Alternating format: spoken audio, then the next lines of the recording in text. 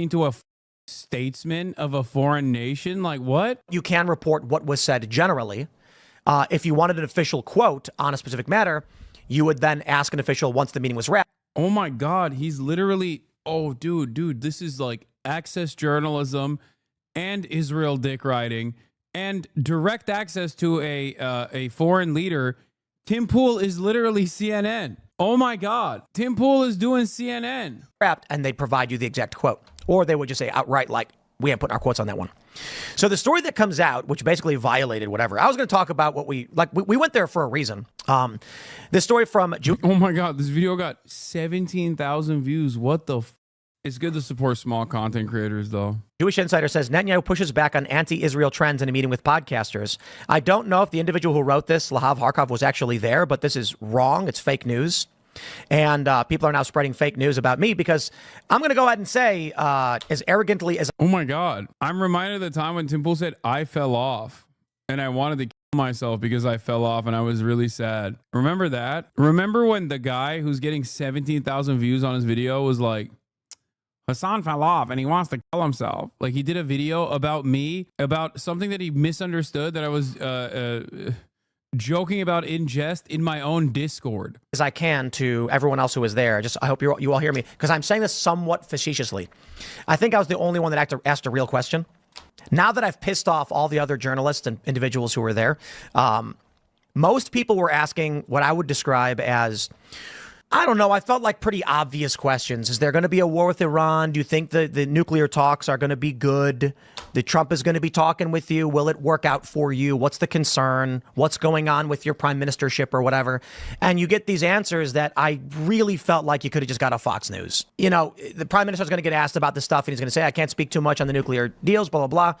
Considering this was Chatham House and it was expected whatever he said was going to come out, I didn't see anything really substantive. However, in the story, they say Pool expressed concerns about increased anti-Semitism and anti-Zionism in the pro-Trump podcasting space, according to sources in the room. So they weren't there. Pool famously had Kanye West on his podcast, and the rapper walked out mid-interview after Pool pushed back against anti-Semitic comments. Responding to Pool, Netanyahu said that the reason he invited the group is to meet with him. To me? Pool argued that there is a Qatari op to manipulate social media algorithms to make anti-Semitic and anti-Israel. Oh, so you weren't asking questions. You were just making up. You were just simply making stuff up, it seems. Making stuff up that the Israeli government would appreciate and enjoy. What is this? Dude, I'm concerned with having American aircraft carriers over there. Like, what I keep being told about the USS Liberty. That's something with the Israeli government. No, you should. No. Wait. You should be careful about that one. Allegedly, the Israeli Air Force jet fighter aircraft. I mean, they did end up paying out the American government. So I'm concerned, like false flag operation, like a missile comes out of Gaza and hits one of our aircraft carriers, but it was actually an Israeli missile. Well, I don't want. We should get out of there. It doesn't. But let me stop you there. It doesn't matter whether. You should be careful. No, it would be good if Israel did that. Actually, it would be good. Don't say that. The missile comes from.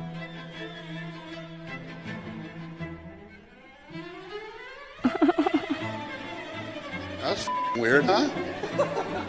Dude, he's Mr. Rebel, dude. Thank God the voice of truth is out there, you know? Israel episodes appear to receive far more views than, say, tips for picking up women in order to incentivize podcasters and YouTubers to produce more anti-Semitic content. Ukraine is the enemy of this country.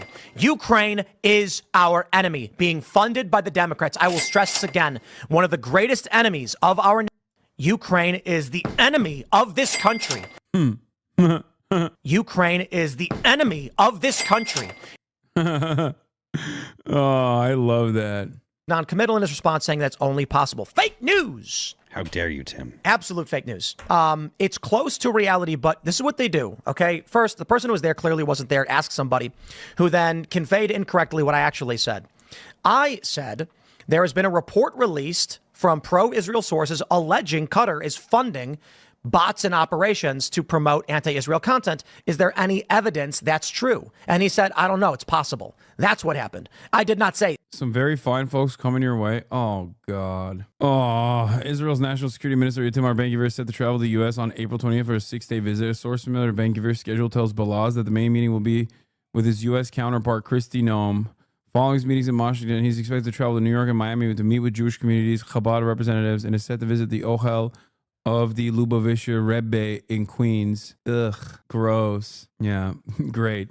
What I've expressed on this show, that there are clearly bots that are anti-Israel and anti-Semitic. That is not to say that people who are critical of Israel don't exist, or that Tomorrow, South Beach Sessions with Hassan the Hun live at 8 a.m. Oh yeah, this was a great convo. No one is critical of Israel. People certainly are.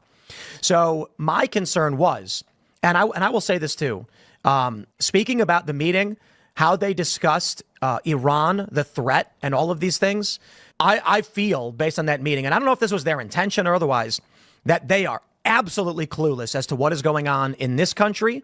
They are too heavily focused on kinetic, on-the-ground Israel issues, which I can understand, I guess.